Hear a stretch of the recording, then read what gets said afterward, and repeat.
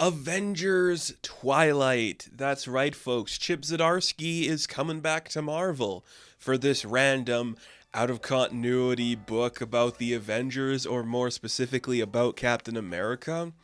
Where did this come from? Because I know he's not like exclusive with DC, but it definitely feels like once you get the Batman gig, why would you want to do anything else unless this was like a holdover when he was doing stuff for Marvel? And just like, I'll just put this out there somewhere. So it's a Chip Zdarsky book. It's the Avengers. It has art by Daniel Acuna, or Acuna, however you say their name, I'm not too certain. And it's 6 issues that almost feel like it could be special. That is perhaps my biggest issue with this book, is how close we are to making this truly something interesting. The first issue of this book, I would say, blew me away. I was not expecting it. So much interesting artwork that is just so much coming at you all at once. This techno future with like perfect paint colors, and everything is just so intense and so viral and insane. It looks great. And it's this story about an old Steve Rogers looking at the world around him and not recognizing the America that he helped make. And I'm like, oh my goodness, Chip, are you doing a Kingdom Come for Captain America? That's a brilliant idea. And it kind of is. It's like a rewriting of the history for those who take center stage now. America's become this terrifying state where everybody's afraid of everybody. There's like a militant police that watches over the world.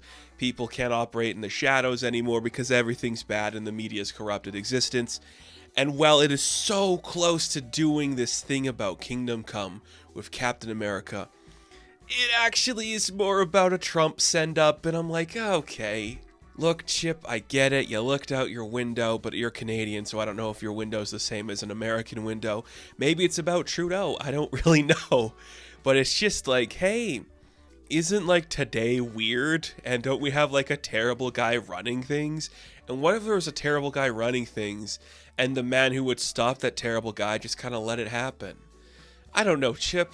What would that look like? This, apparently? Essentially, that's it. It's like, what if a terrible guy who's maybe a Nazi, spoiler alert, ran America?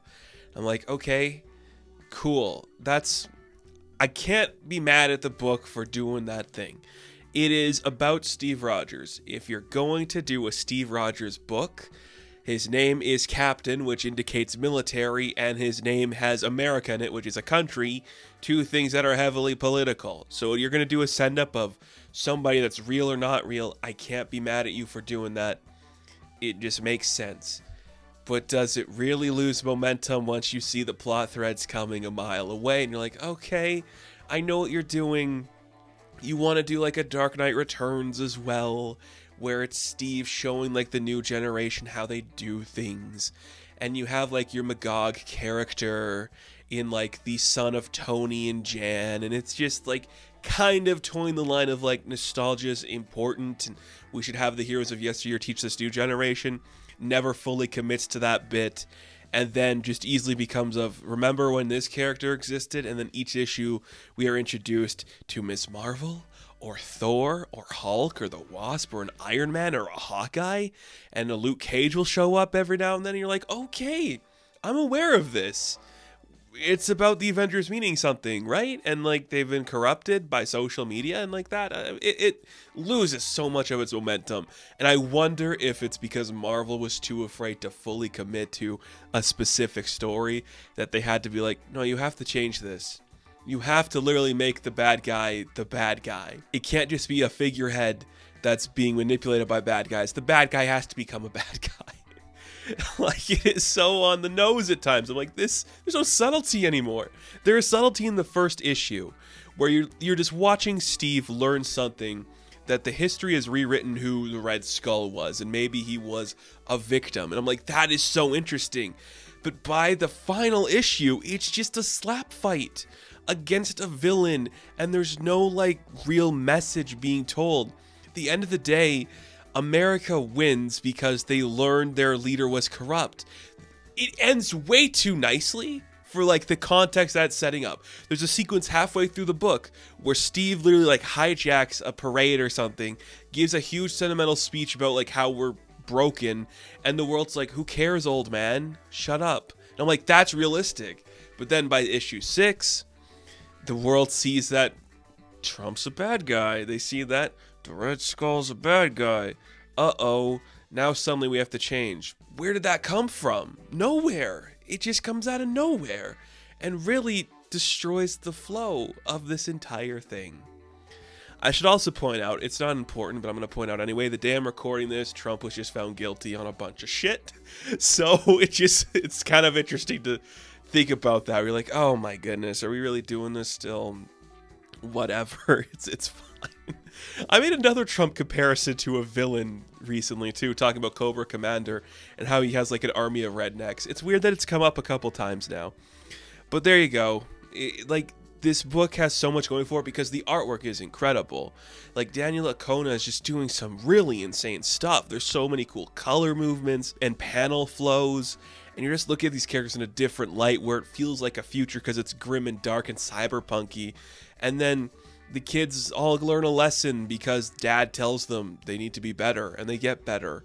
And there's not, like, any tension for the characters to have kind of gets destroyed by them all understanding that Captain America is that good, which I guess is the point of Kingdom Come as well. Superman is that good and he needs to come back. But that's not as politically charged and fails to do the politically charged stuff, so I can't be too mad at Kingdom Come. I love Kingdom Come. And I went into this book thinking this could be Kingdom Come. It's kind of like a future of the Marvel Universe that's scary and broken.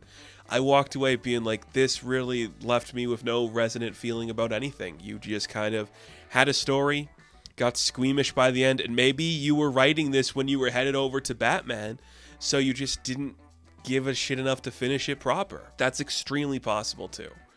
I don't know. For how insanely good the artwork is, there is something lost in the story that does not hold up to the talent we're seeing from Acuna. So, Avengers Twilight, I'm going to give a 5 out of 10. Now, thank you all for watching this review. Be sure to like and subscribe to the channel. As always, you can check me out on Instagram, TikTok, and Twitter. And of course, I will catch you in the next one. Have fun. Stay safe.